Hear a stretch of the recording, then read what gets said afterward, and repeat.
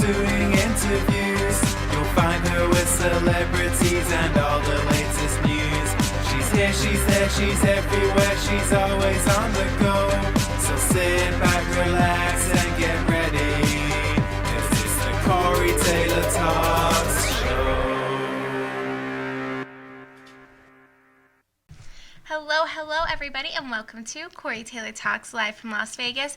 I am so excited about my beautiful guest today. I absolutely adore her. I've known her for years now, and I'm so excited. I just watched her new movie, No Mountain, which was so beautiful and moving, and I am just so excited to have her on, talk about the whole process, everything about it, and up-and-coming things as well. So hi, I have Miss Deborah Richards. So hi, how are you, Deborah? Thank you. I'm doing great, thanks.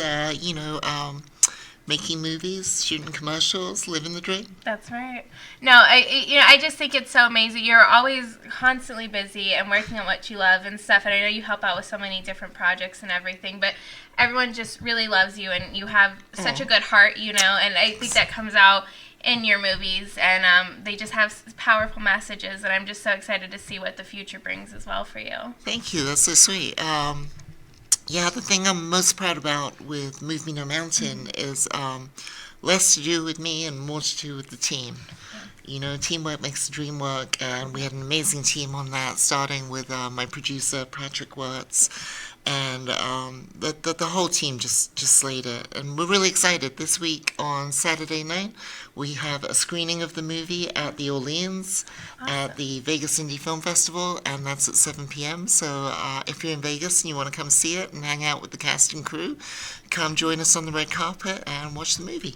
Absolutely. And I'm very excited for it, and I really can't wait till a lot of people see it, because like I said, it has such a powerful message, and it really gets into backgrounds of homelessness and stuff, and you meet so many different characters, and unfortunately, homelessness is such a huge problem in America, and which is crazy. It should not be like that at all, and there's not nearly as much resources and stuff. But it really goes into the backstory of the lead character. It was so beautifully done, and I'm sure it will change a lot of lives when they see it. Well, I think I've lived in Vegas a long time, like you, and it's hard not to notice the dichotomy here of the haves and the have-nots. Yep.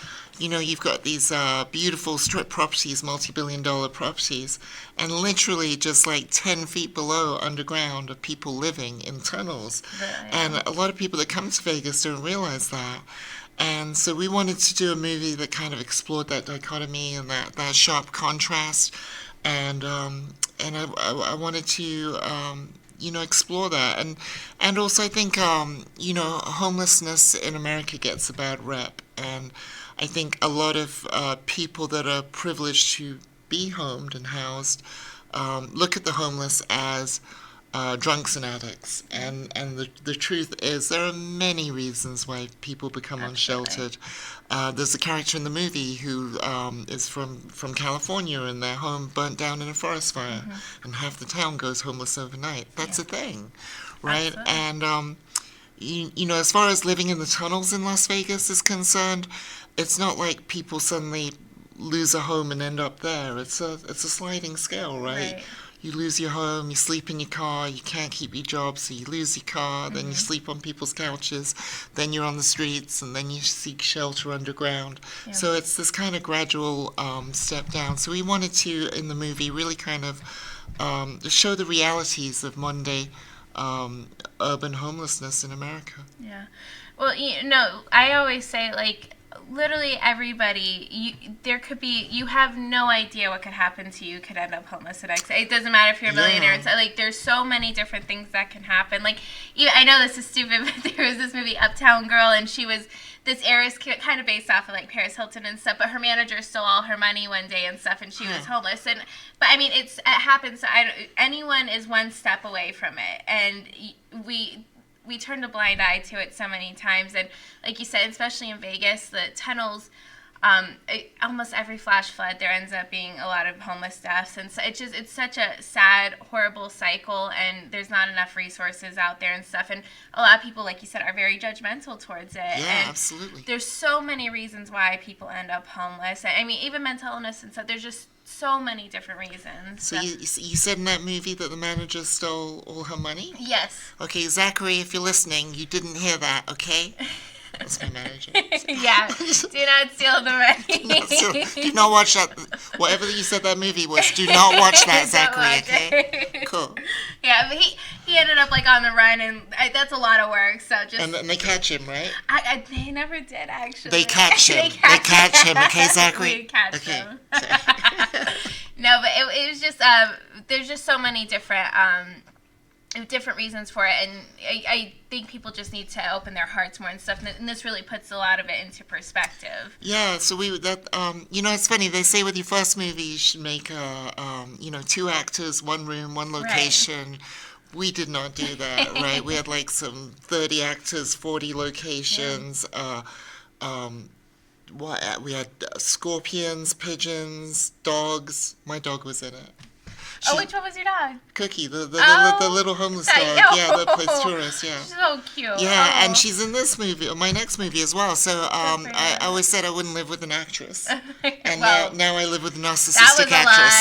That was a lie. So yeah, but no, I'm very proud of the movie. But very proud of the team. I'm proud that as a filmmaker, I didn't do what everyone said I should have done, right. And I did what my heart wanted, because first and foremost, I'm an artist. Yeah. And my manager is happy that my movies are getting more and more commercial, but I was just so compelled to tell that story. Yeah.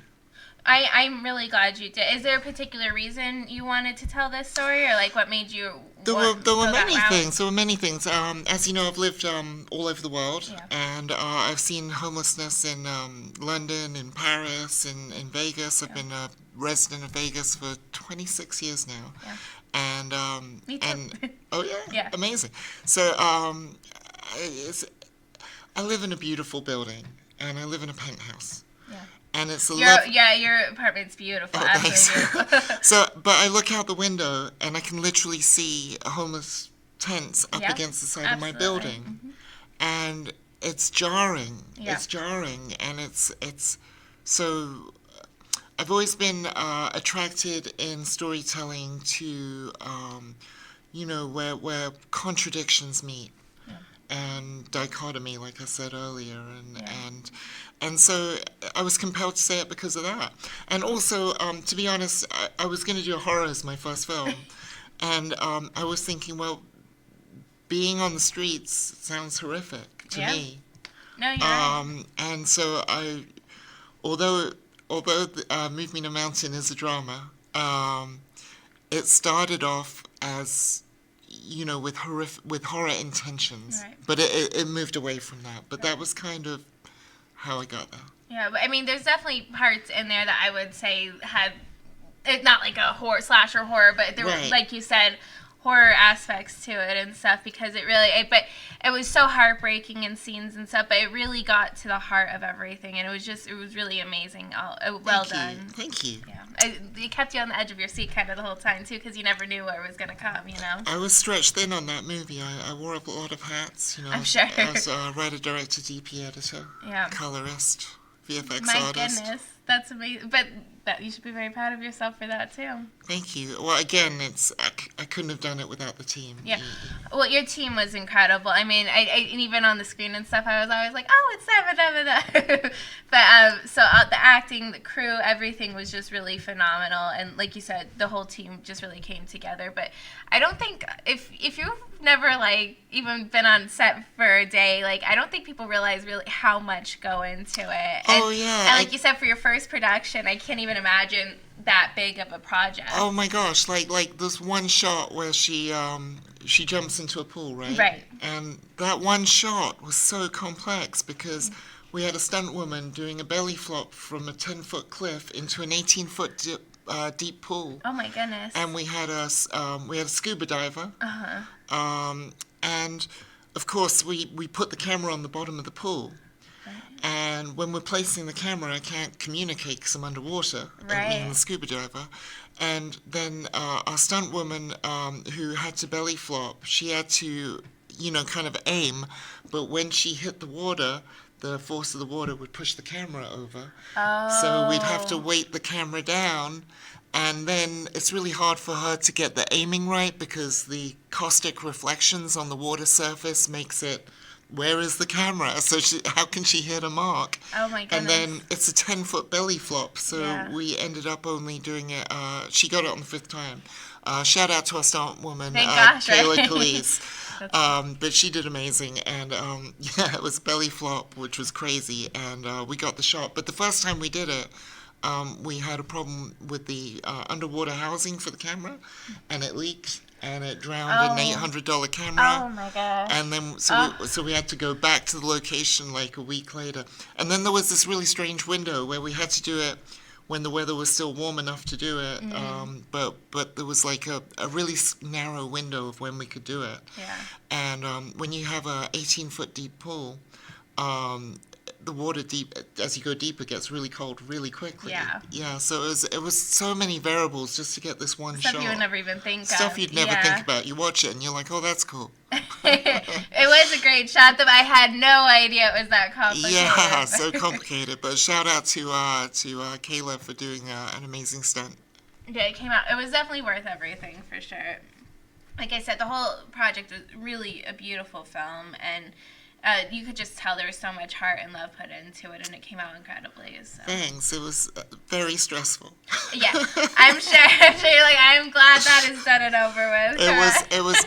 It's funny that it's called Move Me to Mountain because it was literally like trying to climb up a mountain. Oh yeah. It was my debut feature, so there was so much unknown. And the jump from I'd already done a lot of shorts by that time. Yeah. I'd done maybe 9 shorts, and I'd already won 4 Emmys and done a lot of commercials. Yeah. But it's such a difference, and it's such a jump going from shorts to features. It's just a totally different ball game. For sure, but it came out very well. And I do want to talk about this as well. Yeah. I'm very excited about. I had no idea about this, so I'm excited to talk about this. Yes. Cool. Well, it's my longtime collaborator and business partner Patrick Wirtz and I. We just shot a new movie that comes out in a couple months. It's called Shaken and Stirred: The Story of Flair Bartending. It's a documentary. And we've been shooting it for the last 2.5 years. Wow. In Miami, Los Angeles, and Vegas. And it's about the underground, hidden world of competitive performance flair bartending. And there's this, there are flair bartenders that go around the world just competing at these competitions. Wow. And it's all underground because like with the X Games, you can market a skateboard to a 5-year-old, whereas you can't do that with a bottle of vodka. Right. So it never really broke through in the media. Gotcha. And so it's kind of underground. So, and once upon a time, I used to be a flair bartender. Oh, really? Yeah. Oh, my goodness. I didn't know. You were many talents. Yeah. So it was before I was a filmmaker. That's what actually brought me to Vegas. It was before I was a filmmaker. I was a competitive flair bartender. I competed 50 times in 5 countries. I got a couple of world titles and a few national titles. And so... what haven't you done? My dishes. I got to do the dishes. So... Yeah, it was crazy because a couple years ago, a couple friends of mine, Rob Houston and Dean Seneals, who are these legends in the bartending world, they run a podcast and wanted to interview me on it on Cocktail Network Live because they were kind of interested about this whole new life I have in film. Yeah. And we were talking about the good old days, and I was like, hey, if anyone ever made a documentary about that, it should be us because we were there, and now I make film, and you guys are still legends in the bar world. Yeah. And so then I convinced my business partner Patrick to come on board, and so Patrick, Rob, and Dean helped produce the movie. And so we've made this amazing documentary. And you remember the movie Cocktail with Tom Cruise throwing bottles around? Yes. Yeah, even John Bandy, who trained Tom Cruise for that movie, is in Shaken and Stirred, Wow. talking about that experience and sharing Cool. memorabilia from that experience. And so you get to see... That's one of my favorite songs are in there, too. Yeah, so technically Tom Cruise is in my second movie, but he doesn't know it. So shh, don't tell Tom. That should be the hashtag. Don't tell Tom. Okay, we're gonna hashtag start that trending. Don't tell Tom. I love it. And so yeah, the movie comes out in a couple months. I'm literally in the last stages of post-production. Oh. I'm supposed to be at home now finishing it. So, but it can wait. It can wait. This is more fun. But yeah, it comes out soon, and we're really excited because we actually follow 3 flair bartenders from Las Vegas. Okay. Lorenzo Garcia, Colby Ashton, and Lindsay Palumbo. And we follow them for like 6 weeks as they get ready for the big competition in Florida. And then that is intercut with interviews of like some of the most influential bartenders in history. Wow. From John Bandy to poster boy Christian Delpesh. I don't know if you can see that, but that's Christian Delpesh. Yeah, it's a great cover, yeah. Thanks. He's like the Tiger Woods of the sport, 19 times world champion. And gosh. and his brother is 18 times world champion. Oh my goodness. Yeah, so What a family, huh? What a family, yeah, superstars. So the Delpeshes are in it, and all these other legends from bartending are in it. So I'm just so excited. Yeah. Especially because I have a past in that. I feel like it's my Yes. opportunity to give back to that community. Yeah.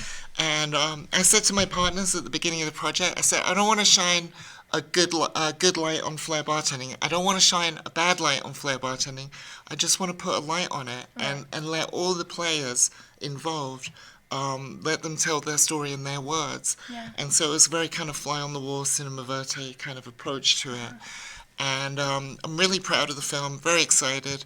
And but there comes a point in making every movie where you're about 98% done, and you're like, I just want it to be done. Right. I want to move on to the next sure. project. Yeah, Yeah, like yeah. if anyone says, what are you most excited about? It's always the next Next project. one, Yeah, right. yeah.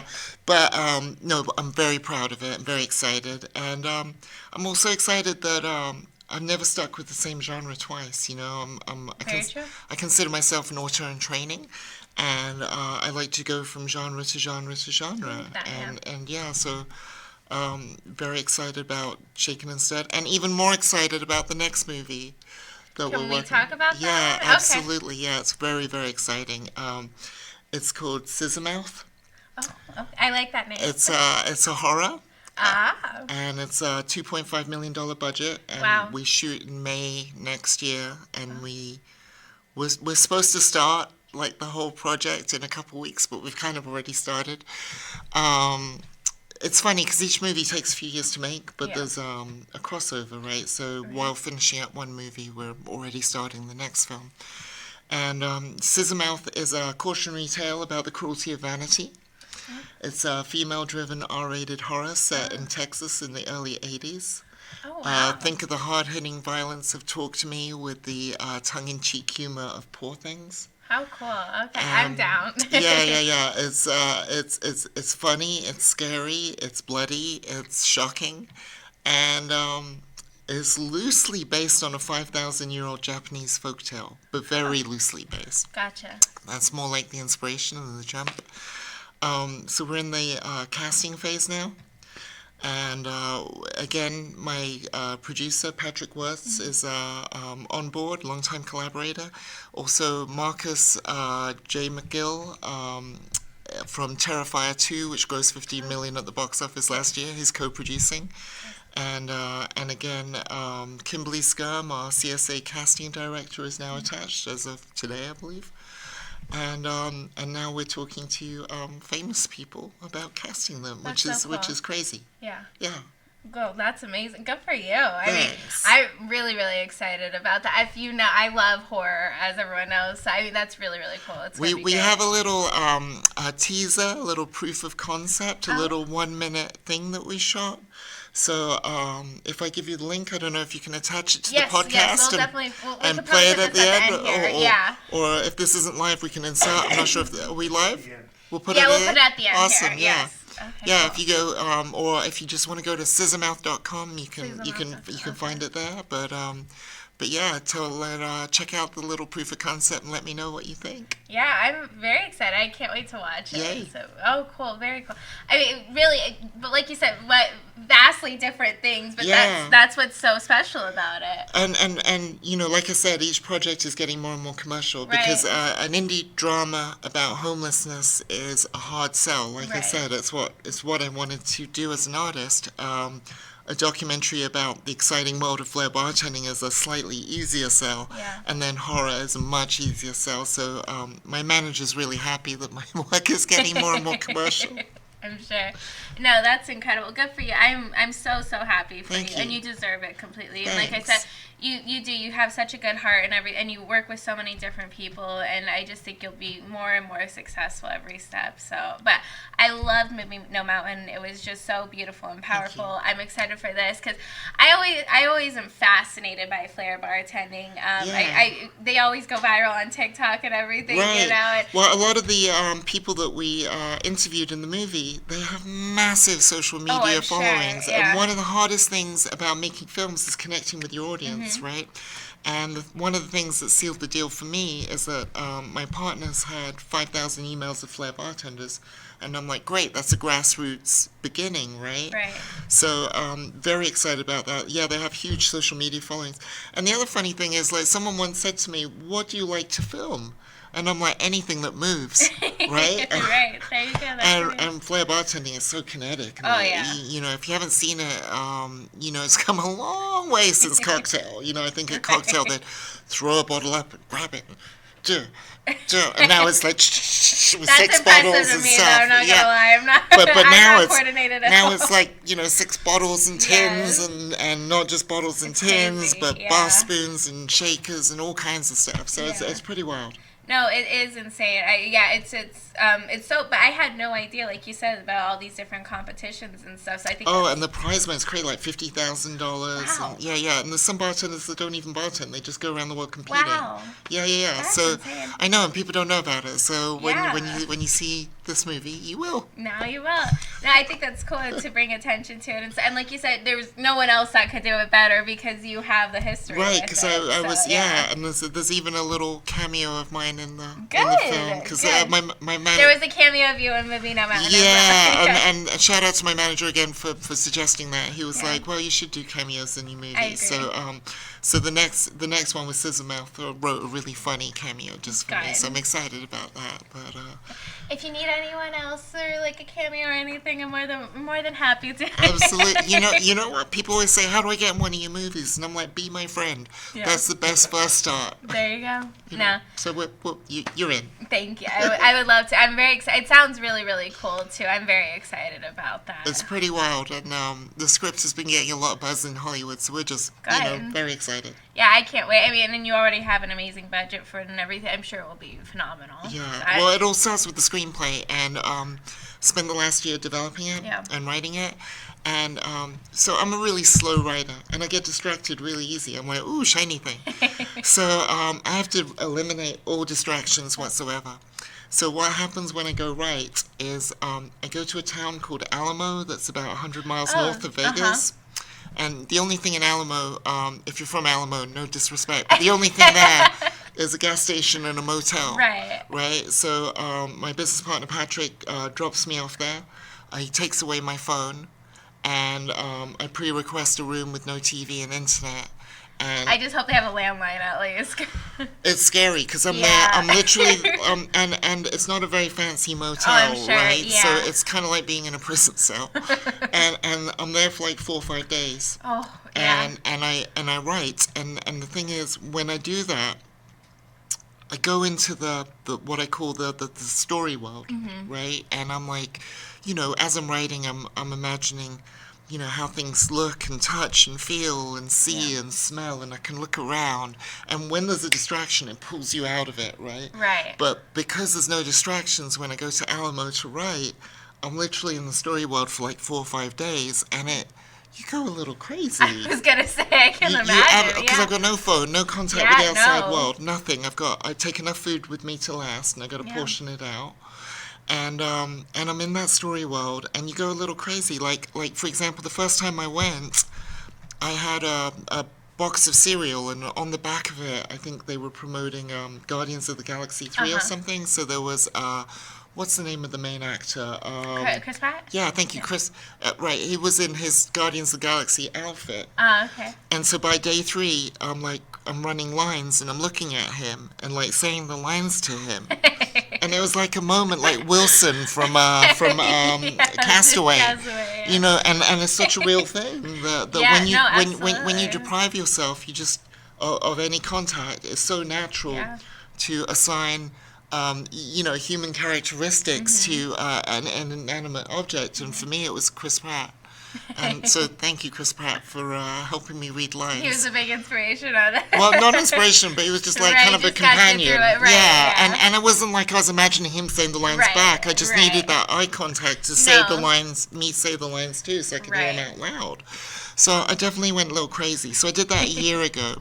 And then we got, peer review and coverage of the screenplay to really tighten it up. And then I won a place in a female writing boot camp over the Christmas holidays and got to really polish it up and shine it up. And then I went back to Alamo to do a final rewrite and go even more crazy. And now the script's getting like hella buzz in Hollywood and stuff. Good. So it's really exciting. It was worth it. Yeah.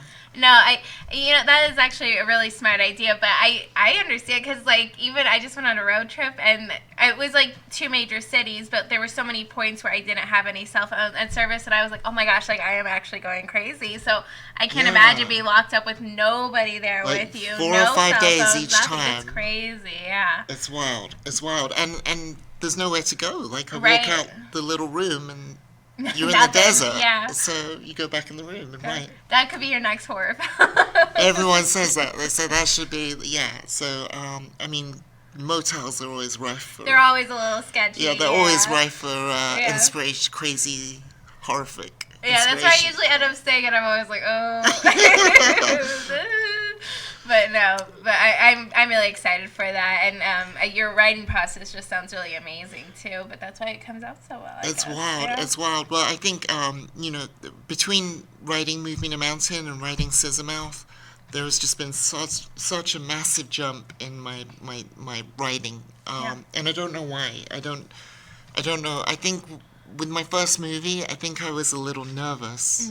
Like, does this sound good or does this not sound good? And so I was a little kind of timid. Yeah. Whereas with Sizzle Mouth, I was just really bold, and I was like, "Oh no, this is hilarious!" Like, now I got this.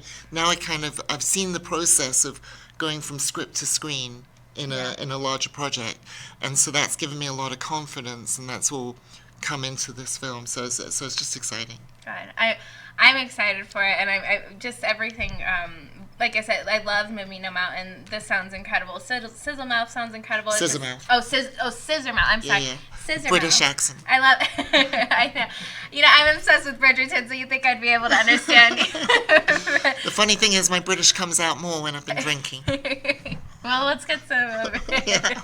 No, but Scissor Mouth. Okay, that's awesome. I'm very excited for that. I just can't wait to see it and see how everything comes out. Me too. Yeah. And so next May is when you start production on that? Yeah, we're not even sure. Right now, Upstate New York is on the cards. Czechoslovakia is on the cards. My goodness. We're basically...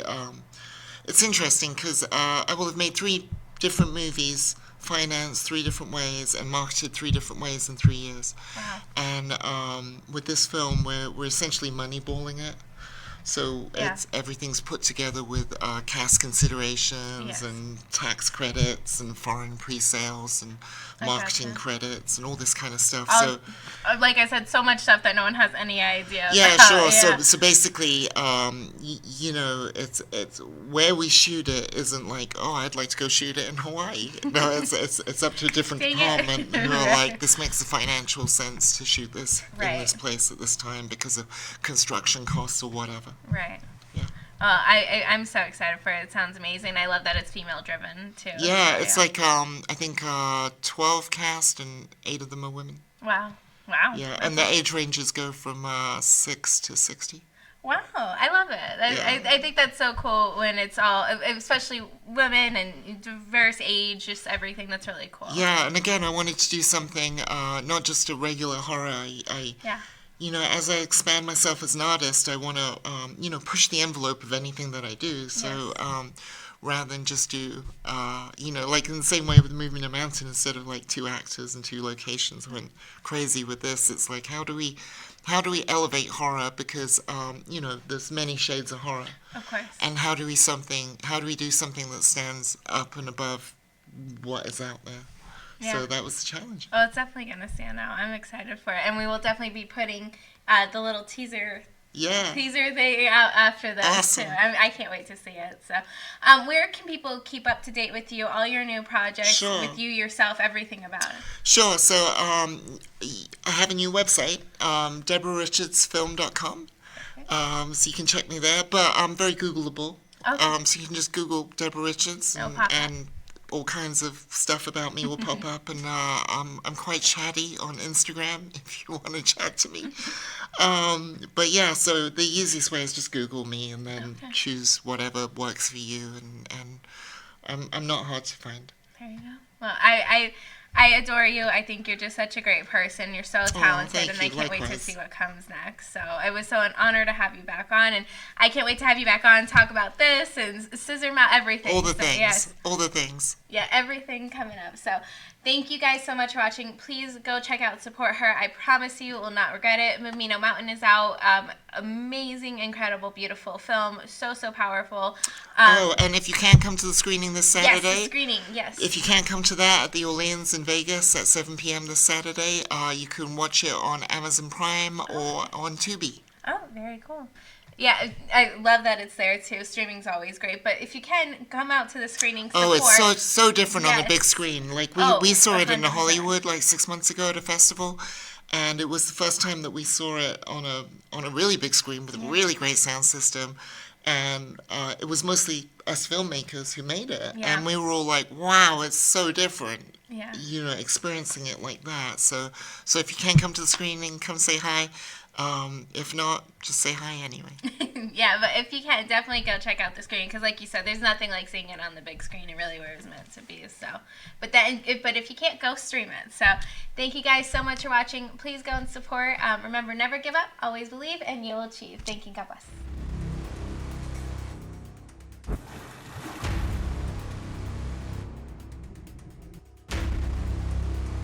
Where the hell are you? Why aren't you answering your phone? Jenna! I literally have nothing.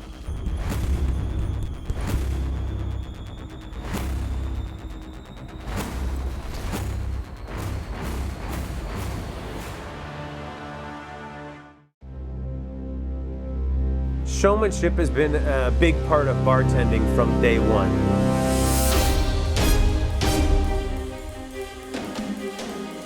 And once you get into that zone, it's the best feeling in the world.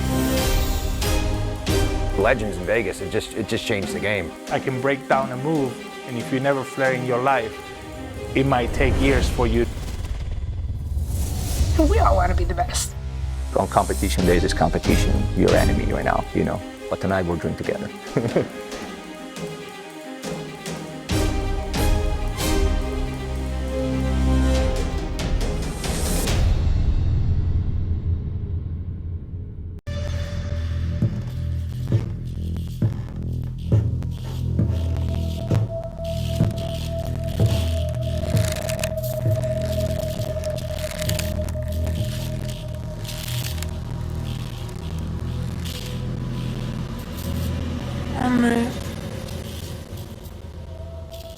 Mommy, look at me.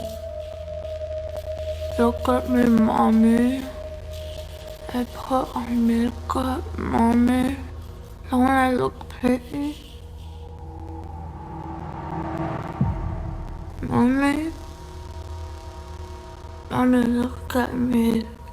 Look at me, Mommy. You be silent. What have you done?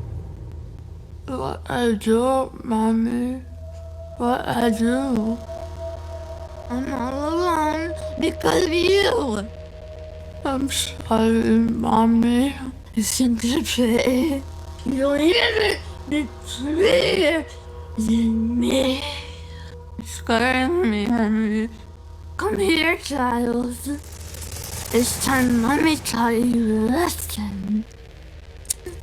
No, Mommy, what are you doing? You're scaring me. Come here, child.